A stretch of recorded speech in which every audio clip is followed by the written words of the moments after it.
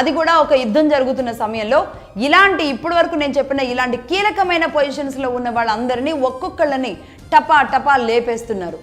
వాళ్ళు ఎవరు అంటే మొట్టమొదటిగా ఇక్కడ హోమ్ల్యాండ్ సెక్యూరిటీ చీఫ్, యుద్ధం మొదలైన తొలినాళ్లలోనే Kristi Noem homeland security chief తనని తీసేయడం జరిగింది. తన మీద కొన్ని ఆరోపణలు రావడంతో అప్పటికప్పుడే ఆమెను తీసేయడం జరిగింది. ఆరోపణలు తన పర్సనల్కి సంబంధించిన ఆరోపణలు. ఈ నేపథ్యంలో ఆమెను తొలగించేశారు చాలా కీలకమైన సమయంలో. ఒకటి. ఇక number 2 director for anti terrorism. ఇవన్నీ మనం గతంలో మాట్లాడుకున్నాం. జో కెంట్ ఈయన అసలు ఇరాన్ పెద్ద శత్రువు కాదు, మనకి ఇరాన్తో ఇంత పెద్ద యుద్ధం చేయాల్సిన అవసరం లేదు అని ప్రధానికి అదే వాళ్ళ అధ్యక్షుడికి ట్రంప్ అల్లుడికి చెప్పినప్పటికీ కూడా వాళ్ళు వినకపోవడం వల్ల ఆయన జో కెంట్ రాజీనామా చేశారు. బాహాటంగా బయటకు వచ్చేసి అసలు వైట్ హౌస్లో జరుగుతున్న విషయాలన్నీ చెప్పేశారు. అప్పుడే వైట్ హౌస్ నెట్ట నిలువున చీలిపోయిన లాంటి పరిస్థితులు అలాంటివి ఏమున్నాయో అప్పుడు బయటకు వచ్చినాయి. ఇక ఇది నెంబర్ 2. ఇక number 3 army chief Randy George.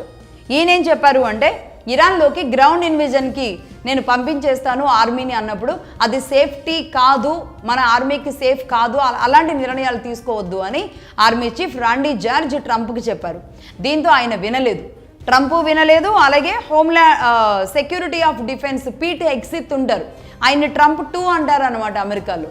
ఇక ఆయన తానా అంటే ఈయన తందానా అనే టైప్ అనమాట వీళ్ళిద్దరు. సో పీట్ హెగ్సిత్ ఇక్కడ వినకుండా వెంటనే ఇమ్మీడియట్లీ ఇలాంటి యుద్ధ సమయంలో ఎవరైనా ఆర్మీ చీఫ్ని తీసేస్తారా?